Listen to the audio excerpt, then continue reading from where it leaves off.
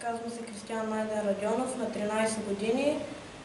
Тренирам в Левски, София с моите приятели, които сме дошли тук на този лагер в Сърбия. Тренировките са доста добри. Имаме 2 тренировки на ден по час и половина и една тренировка допълнителна по 1 час. Тренирам от 2 години. Играя като четворка или аутсайд хитър и си харесвам тази позиция. Треньорите тук в Сърбия са много добри. Учат ни как да забиваме, как да посрещаме, как да вдигаме.